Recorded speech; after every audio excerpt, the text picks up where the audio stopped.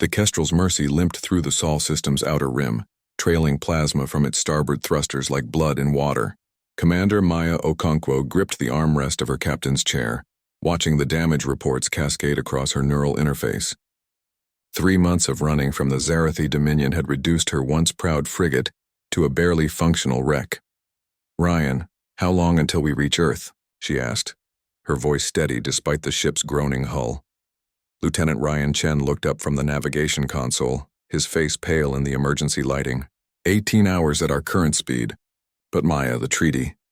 Humans aren't supposed to have military-grade repair facilities anymore. The Galactic Council stripped them after the Unification Wars. Maya knew the history. Everyone did. Humanity had fought viciously for their independence 2 centuries ago, burning half the galaxy before the Council finally brokered peace. The price had been steep. Earth could maintain minimal defenses, but nothing that could threaten the greater powers. They'd been rendered toothless, a cautionary tale told to ambitious species across the stars. "We don't have a choice," Maya said. She was Gentari, her crystalline skin reflecting the red emergency lights. "Anywhere else the Zarathi will catch us." "Earth is our only shot." The ship shuddered again. Ryan's hands flew across his console. Another coolant leak in engineering. "We're not going to make it 18 hours. "Yes, we will." Maya opened a channel. "This is Commander Maya Okonkwo of the Kestrel's Mercy, requesting emergency asylum and repairs. We are a council vessel in distress." The response came faster than expected, the signal strong and clear. "This is Earth Defense Station Marker, Commander. We read your situation. Transmitting approach vectors now. And, Commander?" The human voice paused. "Welcome to Sol. You're safe now." Something in those words made Maya's photoreceptors flicker with uncertainty. Safe. From Earth?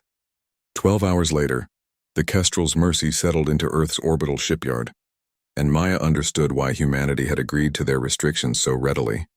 The minimal defense station was the size of a small moon, bristling with sensor arrays that her ship's computers couldn't even classify. As their shuttle descended toward the repair bay, Maya counted at least 50 vessels in various states of construction. Sleek, predatory things that made her Gentari survival instincts scream warnings. Ryan noticed too. "Those aren't freighters." "No," Maya agreed quietly. "They're not." The docking bay doors opened like a whale's mouth, swallowing their damaged frigate whole.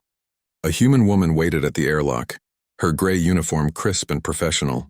She smiled, extending a hand, that peculiar human gesture of peace. "Commander Okonkwo, Lieutenant Chen. I'm Admiral Sarah Kowalski. We've already begun preliminary scans of your vessel." She handed them each a steaming cup. "Coffee. You both look like you need it." Maya accepted the cup uncertainly. She'd heard of coffee, the human stimulant that was illegal in 17 systems due to its addictive properties. The warmth felt good against her crystalline palms.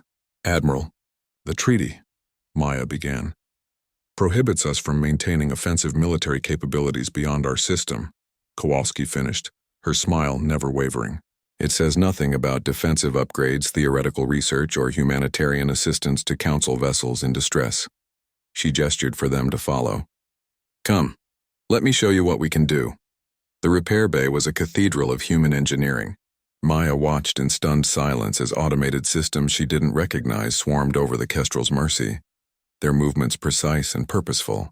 Holographic displays showed damage being assessed in real time, solutions being calculated and implemented. "Your hull will be reinforced with carbon lattice composite," Kowalski explained, walking them along the observation deck. "Your shield generators are outdated. We'll upgrade those.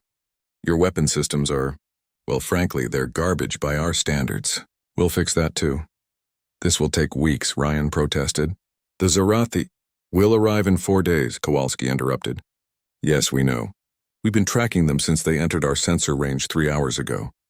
She took a sip of her own coffee. "They're in for a surprise." Maya's photoreceptors widened. "You're going to fight them?" "Admiral, a Zarathi battle group will have at least 20 warships.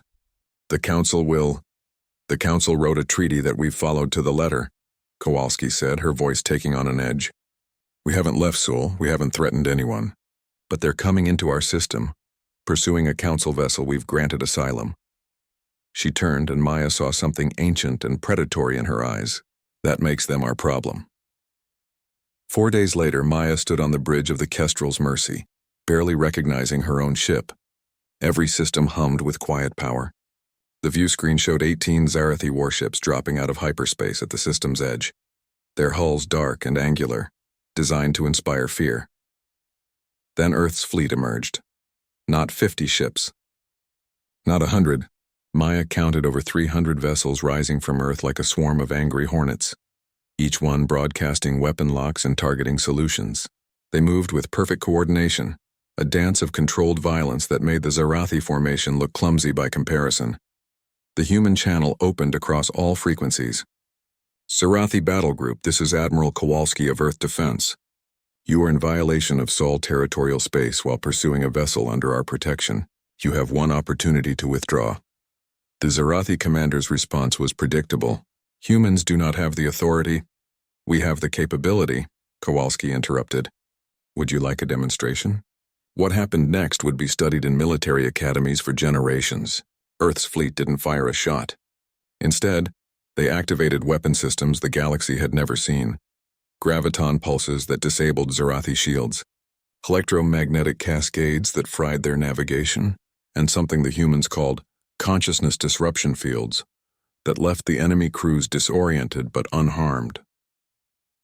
In 17 minutes, 18 Zarathi warships were adrift, helpless, their crews alive but utterly defeated. Now leave, Kowalski said simply, and tell your Dominion that Earth remembers how to fight. We just choose not to, unless you give us a reason. Ryan set down his coffee cup, his hands shaking slightly. They were peaceful. The Council said humans were peaceful now. Maya watched the Zarathi ships being tractored out of the system by human vessels, escorted to the boundary like unwanted guests. She thought about the upgrades humming through her ship, about the fleet that had appeared from nowhere, about the Admiral's smile that never quite reached her eyes. They are peaceful, Maya said softly. They're just not helpless. There's a difference. She raised her own cup, the coffee long cold but still potent. We forgot that humans don't lose wars. They just wait for the rematch. On the view screen, Earth hung like a blue-green jewel, beautiful and patient and utterly, terrifyingly ready.